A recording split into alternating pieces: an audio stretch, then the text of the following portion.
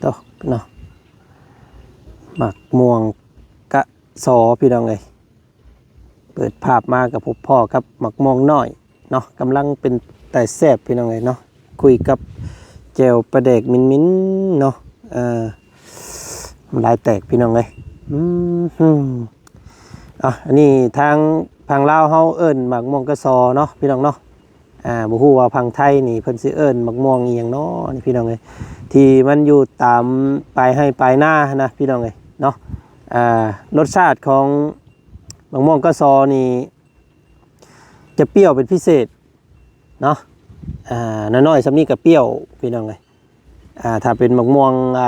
อันยังเพิ่นเอิ้นหมักม่วงมันหมักม่วงใหญ่เนาะพี่น้องเนาะหมักม่วงสายน้ำผึ้งอีหยังนะมันสิตอนยังน้อยๆนะมันสิผาดแต่ว่านี่สุดยอดพี่น้องกับมะม่วงกะซอบ้านเฮาแต่พังไทยบ่ฮู้ว่าเพิ่นเอิ้นหยังเนาะพี่น้องเนาะเอาไผฮู้ก็คอมเมนต์บอกว่าจันนี่เด้อพี่น้องเด้อเนาะมะม่วงสายพันธุ์อยู่ตามทุ่งไร่ทุ่งนาแบบธรรมชาติเกิดธรรมชาตินี่นะพี่น้องเอ้ยพังไทยเพิ่นเอิ้นหมักม่วงหยังเนาะที่ว่าเฮากินสุกแบบว่ายัดโบกนี่นะเนาะเอาข้าวเหนียวยัดเข้าใส่นะเนาะพังไทยจักเพิ่นเอิ้นหมักม่วงอีหยังพี่น้องเอ้ยพังลาวเฮาเอิ้นหมักม่วงซอเนาะหมักม่วงกะซอว่าซั่นซะโตเนาะ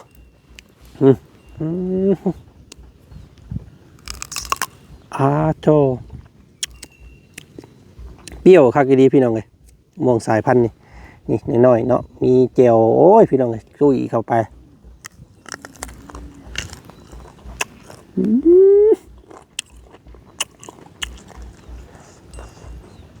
สุดยอด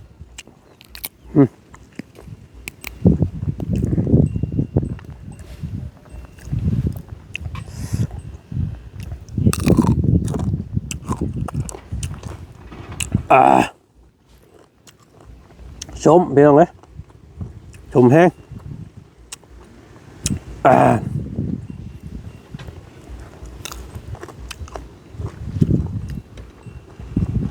โจ๊กก่อนมาไว้ให้พี่น้องกันไปไว้มาซาจะแท้รถเนาะอันนี้เนาะเอาพี่น้องเลยทั้งมื้อนี้ก็เปลี่ยนทรงมาใหม่เนี่ยเนาะหน้าก็สีเล็บๆนิดนึงสีรอบๆนิดนึงพี่น้องเลยแปลกๆในเนาะมื้อนี้เนาะเอาก่อนอื่นเด้อพี่น้องเด้อกับทักทายเนาะสบายดีผมให้พี่น้องกันเมื่อสู่คู่สู่คนเจอกันเนาะพี่น้องกับบ่าวจันคือเก่ามื้อนี้พี่น้องเอ้ยพ่อกันมื้อนี้กับบรรยากาศตอนนึงแล้วเนาะเพียงเนาะหลังจากไปรับลูกสาวมาแต่ห้องทำโรงเรียนพี่น้องเอ้ยทางน้องเชอเพิ่นเนาะก็เข้ามาว่านตะเวียงตะเว้นมื้อนี้พี่น้องเอ้ยมานั่งจ่อคอเบิ่งงอเบิ่งควายเบิ่งให้เบิ่งหน้าตอนแดงๆพี่น้องไงเนาะพักผ่อนบ่ได้ไปทางใดมื้อนี้ก็ได้พี่น้องไงไปหาแต่ทางอ้ายอาจพี่น้องไงเนาะอ้ายสะอาดเพิ่นอยู่บ้านอันนี้แหละอยู่เซโนนี่พี่น้องไงเนาะสันเป็นโรคสันแล้วก็เคยผ่านเวียกงานมาหลายไปสู่ชีวิตอยู่ฝั่งไทยเป็น20 กว่าปีพี่น้องไงเนาะปัจจุบันนี่มันอาจจะเป็นเกี่ยวกับเฮ็ดเวียกนักเนาะเฮ็ดเวียกนักแต่อดหลับอดนอนนะพี่น้องเอ้ยมันก็เฮ็ดให้มือสั่นเนาะเป็นโรคอีหยังก็บ่ฮู้เพิ่นคอมเมนต์มาอยู่พี่น้องเอ้ยเนาะเอิ้นยากแน่โรคที่เราเป็นนะเนาะทีนี้ทางบ่จันก็หากระว่างสายจากทางยะอ้ายสร้างพี่น้องเอ้ยเนาะสร้างอยู่บ้านน้องปลาเพิ่นโทรมาเมื่อกี้นี่พี่น้องเอ้ยเนาะว่าโอ้แล้วสำเร็จเรียบร้อยเด้อว่าซั่นมื้อใดเด้หัวหน้าสิขึ้นมาเราว่าพี่น้องเนาะอยากได้เงินค่าแห้งแล้วว่าซั่นพี่น้องเอ้ยโอ้ยเนาะเอาเดี๋ยวโทรกลับเราอีกหน่อยนึงก่อนพี่น้องเอ้ยเนาะเพิ่นรีบฮ้อนซำใดก็เป็นเรื่องธรรมดาแล้วพี่น้องเอ้ยเฮ้เบิ่งหมาคบไก่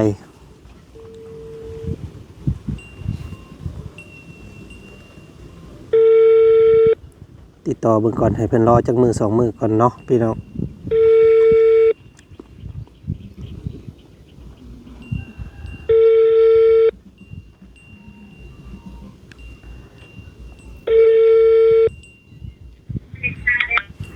โล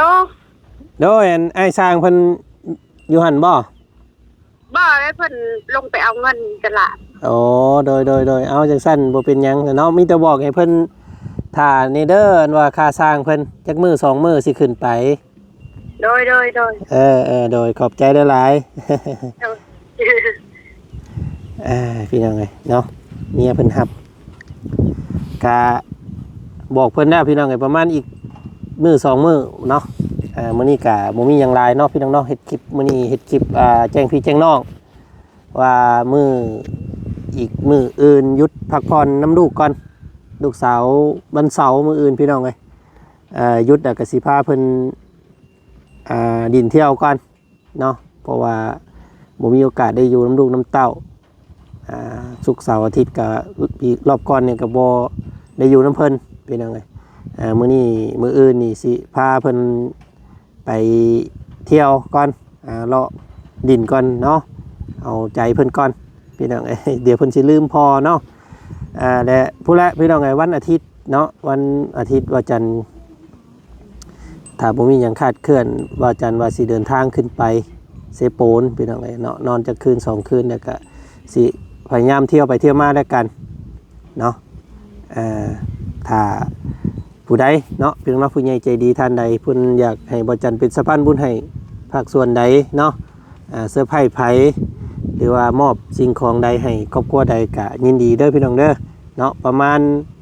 วันอาทิตย์อีกมื้ออื่นมื้อฮื้อเนาะว่าจันสิเดินทางขึ้นสู่เวียกสู่งานทางนั้นต่อก่อนเนาะขึ้นไปหลักๆเลยก็ขึ้นไปจ่ายค่าสร้างให้น้องปลาพี่น้องเอ้ยเนาะแล้วก็ถือว่าสำเร็จเสร็จสิ้นห้องครัวว่าซั่นซะพี่น้องเอ้ยเนาะสวยงามแล้วก็2นี่ก็คือขึ้นไปดำเนินการเรื่องข้าวน้ำให้น้องวิพี่น้องเอ้ยข้าวน้ำประปาเนาะ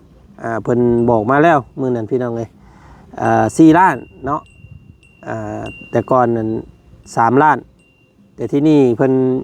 ขอนำไว้ว่าพร้อมใช้งานเบิดเลยเนาะมอเตอร์อีกอย่างใหม่เบิดเลยเพิ่นว่าพี่น้องเพิ่นขอนำพร้อมติดตั้งเนาะขอนำ4 ล้านกีบกับประมาณ6,000 กว่าเนาะ 6,000 น้อยๆ4 ล้านกีบพี่น้อง6,500 6,700นี่แหละพี่น้อง6,500 6,600เนาะแล้วแต่เรทบางมื้อพี่น้องเอ้ยเดี๋ยวนี้เดทเงินนี่1,000 บาทพี่น้องเอ้ยเนาะ 1,000 บาทเท่ากับ635,010,000เนาะ635,000 กีบนะขอโทษขออภัยพี่น้องเอ้ยเนาะ63,500ขอโทษพี่น้องเอ้ยเนาะ630,010,000 กีบเนาะเป็นแหละถูกต้องแล้วแหละ635,000 กีบเนาะ635,000 กีบเนาะถึกแหละพี่น้องเลยเรทปัจจุบันประมาณนี้เนาะกะสิเดินทางวันอาทิตย์ได้พี่น้องเด้อเนาะโดยต่อมากะหลักๆกะสิขึ้นไปอัปเดตเนาะบ้านของน้องน้ำเซเฮานี่แหละพี่น้องเอ้ยปัจจุบันนี้กะเพิ่นเฮ็ดกะเกือบจะใกล้สำเร็จเข้ามาเต็มที่ได้พี่น้องเอ้ยเนาะเพราะว่าล่าสุดนี้เพิ่นก็ใส่แผ่นใส่ฟ้าเกือบแล้วว่าซั่นซะเนาะขึ้นไปรอบนี้อาจสิเก็บงานลูกติงบ่หรือว่าเฮ็ดบันไดพี่น้องเอ้ยเนาะก็ใกล้เข้ามาอีกครอบครัวหนึ่งแล้วเนาะเกือบสำเร็จใกล้สิได้ขึ้นบ้านใหม่ใส่หญ้างามอีกแล้วพี่น้องเอ้ยทั้งน้องน้ำก็ได้เนาะแล้วก็มีคอมเมนต์มาหลายเนาะพี่น้องเนาะเกี่ยวกับการเฮ็ดเฮือนสร้างซานซ่าสุดซ่าอีหลีอีหลอพี่น้องเอ้ยเนาะเป็นครอบครัวของน้องน้ำหวานกินเวลาหลุนนานเนาะเกือบเป็นปีพี่น้องเอ้ยเดือน5เดือน6สิลงป้านี่ก็ครบปีแล้วเนาะพี่น้องเนาะซักซ่าหลายนี่แหละบ่จันกับจักสิว่าจังใดพี่น้องเอ้ยเนาะ ราะว่าเงินที่เพิ่นส่งมาให้นี่มันโมเมนต์เป็นเงินก้อนเนาะซึ่งสิส่งมาเป็นที่ละงวดงวด 20,000บ่งวด 30,000บ่สินะพี่น้องเอ้ยเนาะถ้าเพิ่นส่งมางวดเดียวปุ๊บเป็นแสนเป็นอันนี้นี่เนาะเป็นหัวใหญ่ๆแสน2แสนบาทสินะเนาะมันก็สิแล้วนั่นแหละพี่น้องเอ้ยอันนี้เพิ่นก็เฮ็ดตามงบว่าซั่นซะว่าจันก็ได้เดี๋ยวที่นี่ก็ยังเหลือแต่ค่าสร้างนี่แหละ15ล้านแล้วก็กับผาเสื้อล่าเนาะผาเสื้อล่านี่ก็สิตกอยู่ประมาณ100กว่าแผ่นเนาะแผ่นหนึ่ง120,000เป็นยังไงเนาะหรือว่า190 บาท190 บาทกับเฮือนน้องน้ำหวานนี่สิข้าวๆแล้วนี่ก็สิประมาณ130 แผ่นเนาะประมาณ130นี่แหละพี่น้องไงบวกลบคูณหารเอาเนาะ130 แผ่นคูณ190 บาทเนาะถ้าซื้อหลายเพิ่นก็สิลดให้อีกอยู่ทางห้านลดอันนั้นเพิ่นก็ได้นะพี่น้องไงเนาะก็สิอยู่ๆราวๆนี่แหละเนาะ180 190ต่อแผ่นนะก็ยอมรับพี่น้องไงเนาะเฮือนหลังนี้ซ่าอีหลีแต่ก็เฮ็ดตามงบประมาณที่เพิ่นมีให้เนาะพี่น้องกะจังใดกะรุ่นเบิ่งส้มน้ำกันมื้อนี้สร้างเพิ่นก็ยังหยุดอยู่พังเบิ่งมื้ออื่นบ่จันสิโทรตามงานอีกเนาะเงินน้องน้ำหวานสร้างเพิ่นสิมาใส่หลังคงราคาให้พอได้ชนพาชนพ้นพี่น้องเอ้ยเนาะจังใดกะขอมกขอบใจอีกรอบนึงเนาะสำหรับการติดตามวัตถุสุคนนั่นแหละพี่น้องเอ้ยเนาะเฮือนครอบครัวนึงเกิดขึ้นได้นี่ก็ย้อน FC เนาะผู้ใหญ่ใจดีให้การสนับสนุนเข้ามาพี่น้องเอ้ยจังมีการช่วยเหลือได้ว่าซั่นซะเนาะถือว่าทางพวกเฮากะกำลังคุณเขี่ยวเรื่องซอยให้มันถึกระบบระเบียบอยู่เนาะตอนนี้นะและล่าสุดเมื่อกี้นี่พี่น้องเอ้ยเพิ่นส่งเนาะมีเคสหนึ่งเพิ่นส่งการช่วยเหลือเข้ามานะขอความช่วยเหลือว่าซั่นซะเนาะเป็นเด็กน้อยพี่น้องเอ้ยเด็กน้อยแบบว่าคลอดได้ประมาณเดือน2 เดือนผ่านมานี่แหละเพิ่นเป็นโรคหัวใจว่าซั่นเนาะสุขภาพทางระบบการหายใจนี่บ่ปกติ